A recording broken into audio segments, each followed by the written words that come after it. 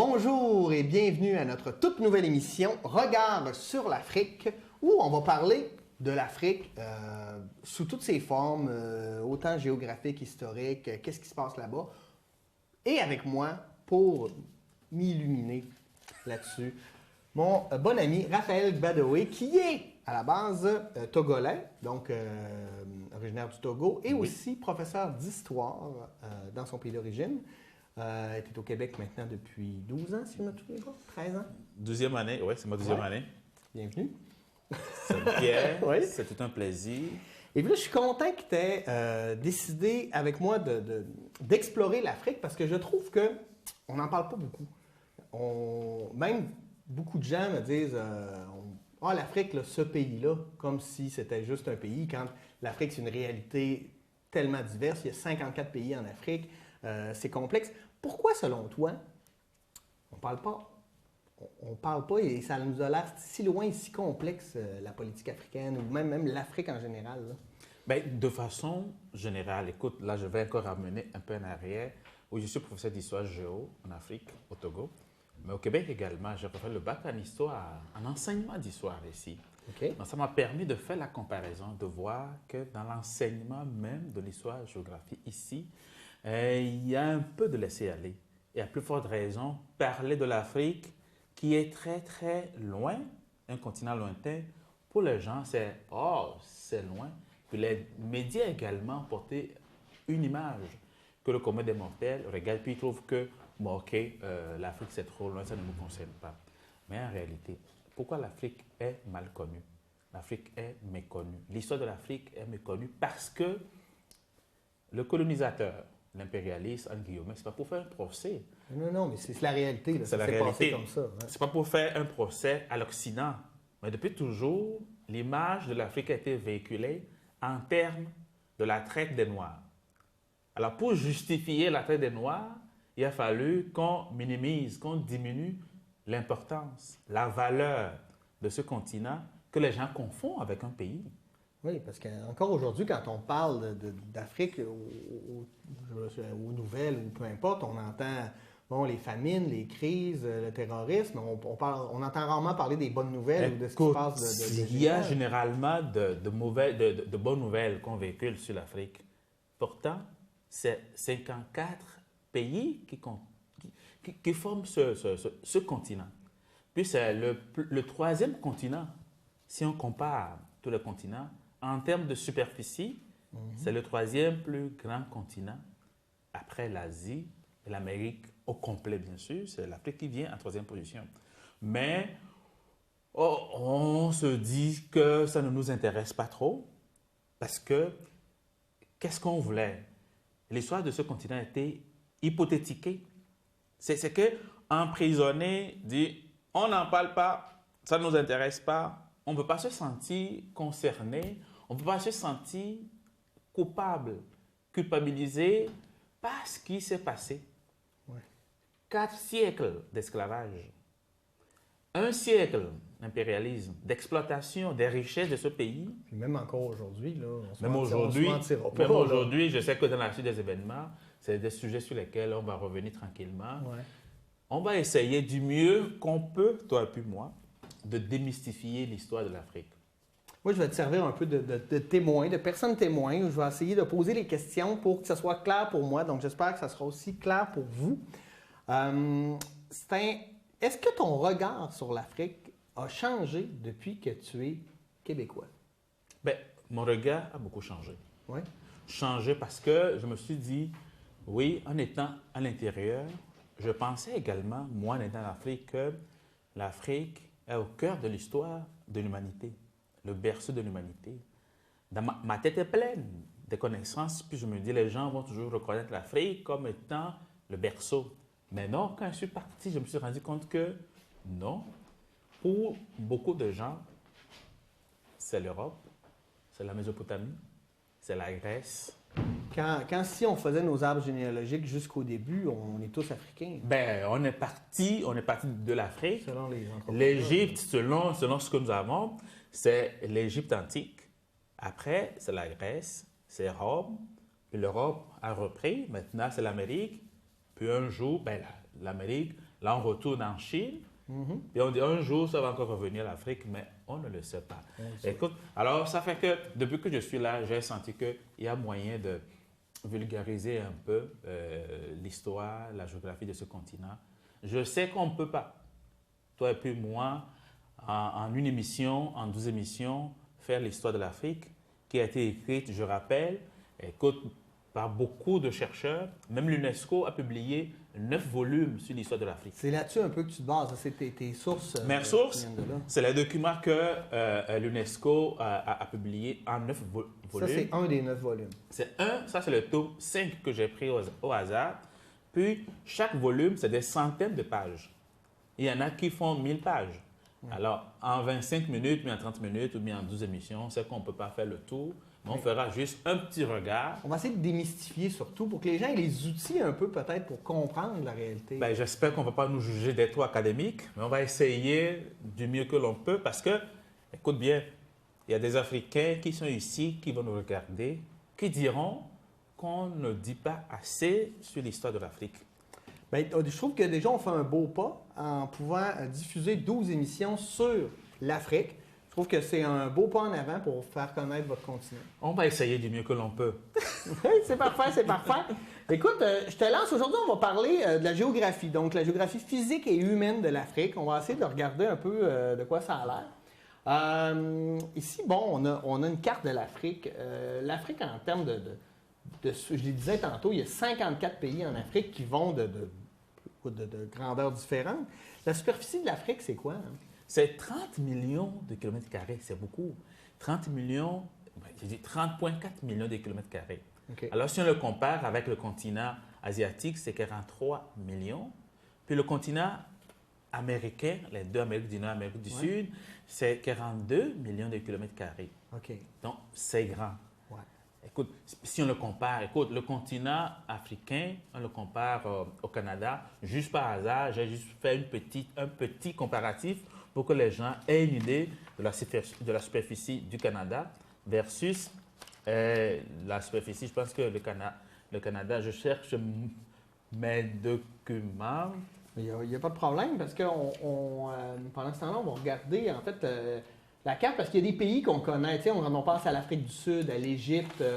C'est des pays qui ont fait rêver beaucoup quand on parle des safaris ou peu importe. Le désert du Sahara, je veux dire, visuellement, l'Afrique, c'est super.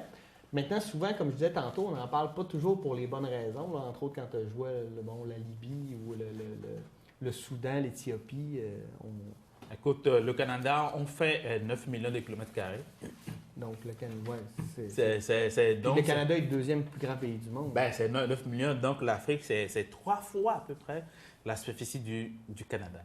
Mais en population, on va y revenir plus tard, c'est beaucoup. C'est quoi la dimension des pays quand on va dans les grandeurs de pays? Là, parce qu'il y a des tout petits pays. On a de petits pays, puis le plus grand pays en Afrique, c'est l'Algérie. Okay. L'Algérie, en termes d'Algérie, on parle tout le temps des guerres, de tout ce qu'on peut penser de l'Algérie. Mais l'Algérie fait 2 millions de kilomètres carrés. Okay. C'est grand, l'Algérie. C'est le plus grand. Puis les îles Seychelles, à côté de Madagascar également, c'est un tout petit pays dans l'océan Indien. Il fait 455 kilomètres carrés. Et moi, il y a une question que je me suis toujours posée. Quand on voit, entre autres, là, la répartition, les lignes, des fois, on a l'impression que les frontières ont été dessinées, comme si c'était pas... un peu quand on regarde la frontière entre le Canada et les États-Unis, on dirait que c'est une ligne droite, mais... Hier, les frontières des pays africains ont été dessinées par qui? Par le colonisateur. OK, donc c'est pas des frontières naturelles. Ce pas des frontières naturelles. Puis ça, on va venir peut-être dans l'autre émission, parce que l'Afrique a été partagée à la conférence de Berlin en 1894. Okay. Puis, c'est comme un gâteau qu'on a mis sur une table. Puis chaque pays européen qui était autour de la table, l'Allemagne, la France, l'Angleterre, les petits pays également, la Belgique. Alors, on a décidé que le premier qui se pointe à la côte a le droit d'aller en profondeur jusqu'à la rencontre d'une frontière naturelle, comme un lac, une montagne qui t'empêche de progresser. Donc, écoute, là, tu t'arrêtes. Ça fait que beaucoup se sont mis sur la côte, puis ils ont foncé vers l'arrière-pays. Oui, il faut en avoir le plus profondément possible. On veut avoir le plus profondément possible.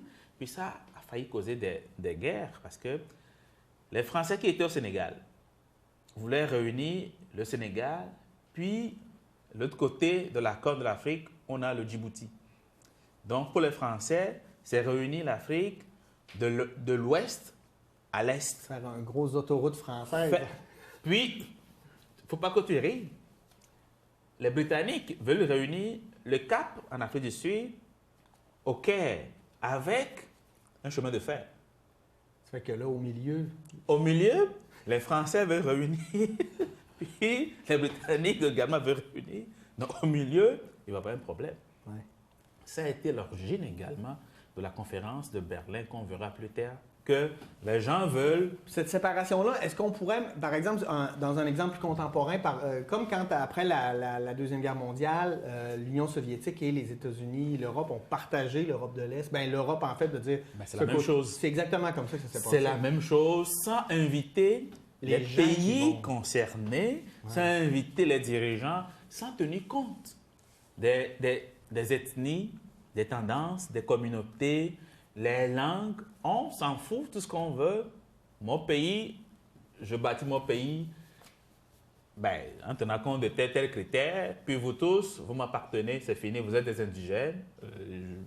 Ça s'arrête là. Donc c'est à peu près. Au niveau du climat, on va regarder aussi, j'ai une belle carte climatique, là, on voit, selon ce que je comprends, en rouge, c'est très chaud. C'est très chaud. Alors, la particularité du continent africain, c'est qu'il a été divisé en deux par l'équateur. OK. Et de part et d'autre de l'équateur, on a les deux tropiques. Alors, ça fait que c'est un continent qui est fortement marqué par les incidences, les mouvements qui vont se passer autour de l'équateur, puis autour des deux tropiques. Ça fait que c'est les mouvements de vent qui font qu'il y a les pluies qui se passent, qui se déroulent, il pleut, puis la végétation est tributaire également des pluies. Oui. Donc, de part et d'autre de l'équateur, il pleut beaucoup.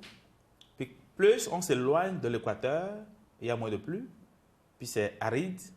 Alors, quand tu prends l'équateur, puis tu vois ce qui se passe de part et d'autre de l'équateur, ça détermine en même temps le climat, la température, la végétation. Mais c'est un continent très chaud. La température moyenne avoisine 21 degrés par année. Mais loin du Canada. Alors, oui, en général, ceux qui disent que c'est un continent chaud, c'est vrai, c'est un continent chaud. On pense tout de suite au désert. Là. Le désert, c'est le manque de pluie qui a fait que dans cette partie-là, on n'a pas de pluie. Puis, donc, il n'y a pas de végétation. Il n'y a pas de végétation. Et puis, quand il va commencer à pleuvoir, mettons que les vents, les courants d'air changent, puis qu'il y a la pluie quelque part, il va pleuvoir abondamment. Ouais. Puis, ça va créer d'autres problèmes. Comme les moussons. Les moussons, puis on va avoir le grand désert, le Sahara. Même également dans le sud, vers l'Afrique du Sud, on a le désert de Kalahari également. Tout ça, c'est les incidences pluviométriques qui ont déterminé. Alors, les courants marins froids et chauds, les fronts intercontinentaux, quand le vent avance, oui, on est autour des tropiques, mais il peut arriver qu'on ait également des changements, des anomalies climatiques. Quand je prends le cas du Togo, que je connais très bien, le Togo, la région où le Togo est situé, on devait baigner dans un climat tropical.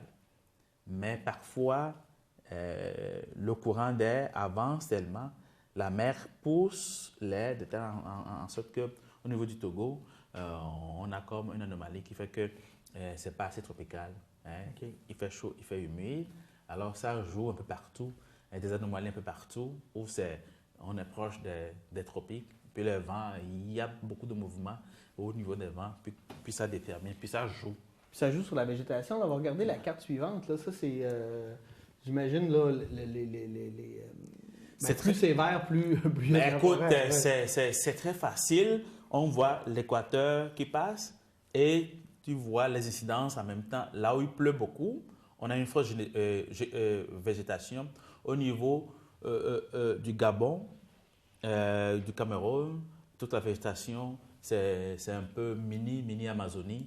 C'est assez dense, c'est la forêt dense ok, tout autour de Puis l'équateur. après ça, on tombe dans les grandes steppes. Puis genre quand Serengeti. on s'éloigne de l'équateur, là, on tombe dans la zone semi-désertique, puis désertique. Puis là, alors plus la zone manque de pluie, c'est aride. Puis on a toutes les conséquences qui vont. On voit également au niveau du Madagascar également, qui est également, on voit ce n'est pas désertique, mais toute la partie est reçoit beaucoup de pluie. La mousson qui vient de l'Asie, qui baigne la partie est, puis l'ouest également, qui manque de pluie parce qu'on ne subit plus les mêmes courants d'air venant du continent. Alors les courants d'air qui viennent de la mer ici font qu'ici on a de la pluie. Puis de l'autre côté, à cause du continent africain, l'autre côté du Madagascar ne reçoit pas assez de pluie. Alors, mais le sud et le nord de l'Afrique également baignent dans un climat, je ne pourrais pas dire méditerranéen, mais tempéré. OK. Alors, l'Afrique du Sud, il y a une partie où il fait froid. Enfin, c'est un climat proche du climat européen. Puis, en Afrique du Nord, Tunisie, le nord de la Tunisie, l'Algérie, donc l'extrême nord, proche de la même Méditerranée. Donc, on a également des microclimats tempérés sur le continent africain. Alors, c'est-à-dire que c'est très vaste, c'est très différent. C'est très changeant. Là. C'est très changeant. Dans le même pays, c'est facile d'avoir... ici, on a 2 saisons. Non, c'est 4 saisons. Hein? Oui. Mais, On a 4 il y en saisons. a une qui dure 9 mois. Bon, OK. Mais en Afrique, on a 2 saisons. OK.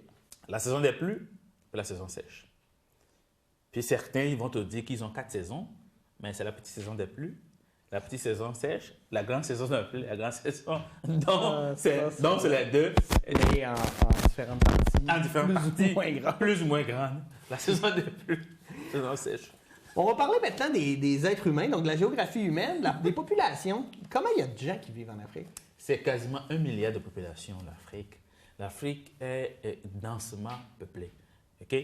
Le centre, on sait qu'il y a la partie désertique. Si on peut avoir la carte, il y a la partie désertique, mais là où les gens habitent, la densité est assez forte. C'est beaucoup autour proche des océans, en fait. Là, que les Tout gens... autour de la côte, c'est très bien peuplé. On a de très grands pays également, dont le Nigeria. Le Nigeria seul qui fait pratiquement 180 millions de population. Mon Dieu. C'est très peuplé. C'est 5 fois le Canada. Là. C'est 5 fois, plus que 5 fois. Le Canada, on est 31 millions de population. 6 fois. 6 fois. Puis le Nigeria, c'est 180 millions. Alors quand je prends le Togo, où moi je viens, c'est quand 6100 km², avec quasiment 8 millions de population. C'est quasiment la population du Québec qui vit sur un territoire petit comme le Togo. Puis les villes, Lagos, c'est quasiment 20 millions de population qui vivent au Lagos. C'est-à-dire que la densité dans les villes, la densité de population est énorme. Hein? C'est très énorme. Et j'ai juste essayé de vérifier les villes les plus peuplées de l'Afrique. Écoute, je vais te donner des chiffres. Tu vas dire, mon Dieu, comment ils font pour vivre? Lagos, le Caire, c'est 15 millions de population en Égypte. C'est une ville. Là. Ça, c'est une ville. Ouais. Écoute, c'est sûr qu'on met toute l'agglomération parce que la ville déborde tellement que parfois on dit OK, c'est la banlieue, plus la banlieue, on va jusqu'à 15 millions. Kinshasa, le Congo. Le Congo, c'est 11 millions de population. Johannesburg en Afrique du Sud, 4 millions. Abidjan en Côte d'Ivoire, c'est 4 millions de population. Alors, si on compare avec Montréal, avec l'agglomération de Montréal, on est quasiment 3 millions. Ouais. OK? Mais là, écoute, Khartoum, le Soudan où il y a la guerre, c'est 4 millions dans la capitale soudanaise, Khartoum. Donc, c'est immensement grand. L'Algérie, bon, je prends Alger avec l'agglomération, c'est 6 millions, Alger. Donc, c'est la population du Québec. Là. Ben, c'est la population du Québec qui vit dans une ville. Dans une ville. C'est fou. Bon, Accra, au Ghana, parce que je sais qu'ici, les gens connaissent plus le Ghana, le Burkina Faso. Accra, c'est aussi 2 millions de population. dans la capitale Accra. Donc, c'est immense. Puis, Lagos, au Nigeria, là, j'ai dit 22 millions. Il n'y a pas que la seule ville avec cette population. Plus tu vas dans le nord, il y a Ibadan, il y a Abuja. Donc, c'est des villes qui étaient des anciennes cités. C'était des anciens royaumes. Tantôt, on avait dit qu'on a refusé de parler de l'histoire de l'Afrique. Mais c'est parce qu'il y avait des civilisations antiques sur ces places où la population était déjà là. C'était des royaumes déjà organisés. On va en parler la prochaine émission. Je ne veux pas déborder parce que le temps file. Je veux que tu me parles plutôt des langues parce que, bon, il y a beaucoup de dialectes, il y a beaucoup de langues, mais en même temps, on a l'impression qu'en Afrique, on va parler beaucoup français, anglais.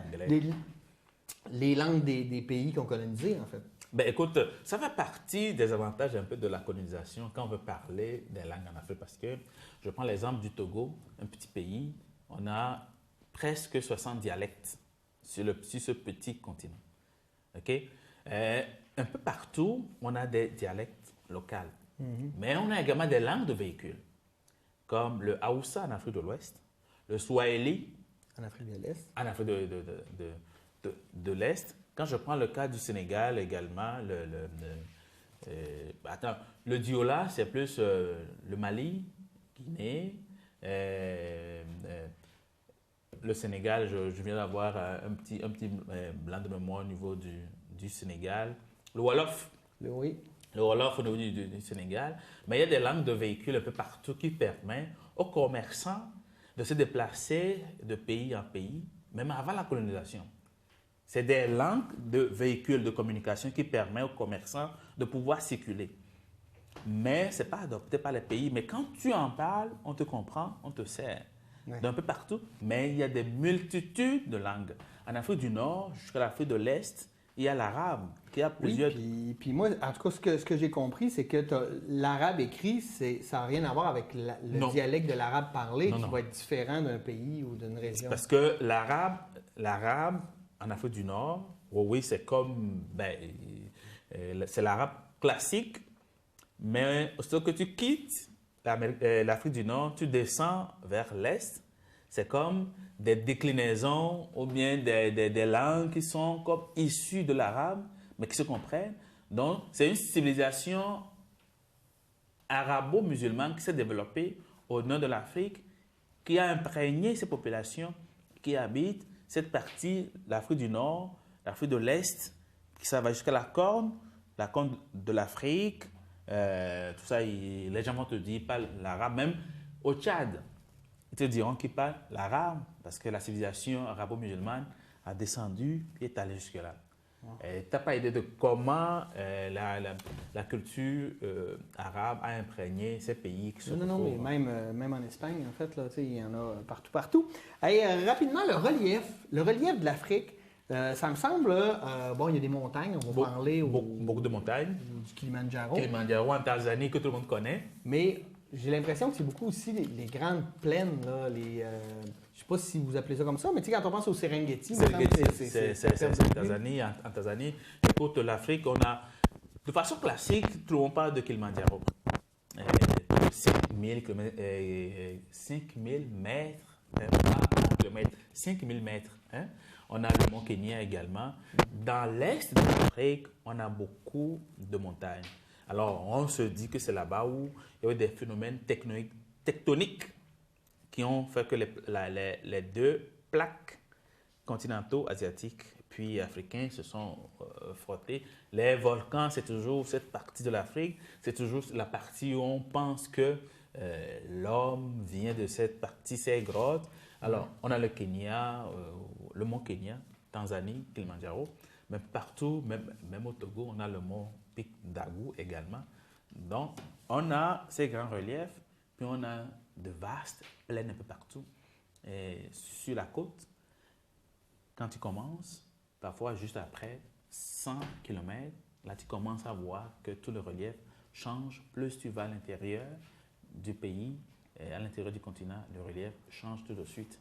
Alors, c'est traversé de part et d'autre par des failles un peu partout, mais c'est très beau Ben, moi, j'ai vu entre autres des images de l'Éthiopie. Là. Quand on pense à l'Éthiopie, on pense aux famines là, souvent, mais il y a des reliefs là-bas qui sont uniques, là, avec des espèces de lacs de soufre là, qui ont des couleurs magiques. Là. C'est très beau. Les fleuves, ben, là, on connaît juste le Nil, parce qu'on parle seulement du Nil, mais un peu partout, le Sénégal. Le pays du Sénégal, c'est le nom d'un fleuve. Le Niger également, c'est le nom d'un fleuve. Gambie, le pays Gambie, également, c'est le nom d'un fleuve. Donc, également, c'est un continent qui est traversé par pas mal de fleuves. Le fleuve Congo également.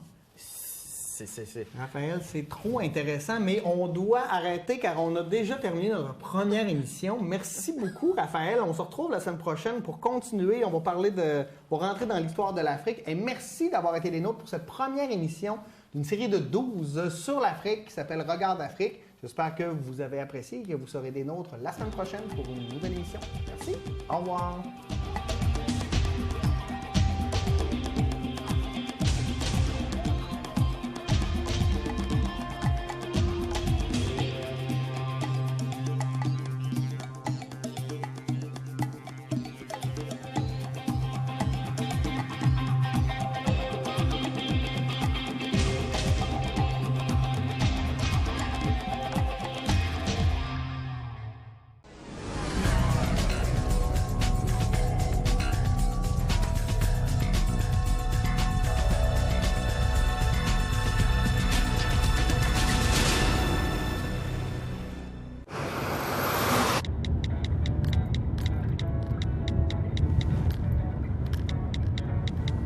Je sais que je devrais pas faire ça, mais je peux pas m'empêcher de texter. Je sais que mes parents vont être tristes, mais je peux pas m'empêcher de mourir. Non. S'il vous plaît, empêchez-vous de texter. Je suis tellement contente parce que, grâce à la loi sur l'équité salariale, c'est comme si Ma mère avait récupéré 10 ans de sa vie au travail. Avec la loi sur l'équité salariale, vous pourriez obtenir un ajustement salarial rétroactif jusqu'à 2001. Vérifiez si vous y avez droit.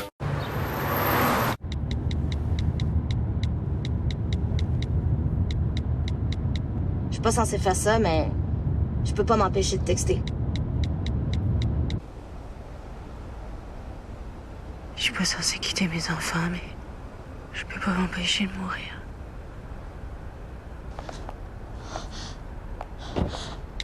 S'il vous plaît, empêchez-vous de texter.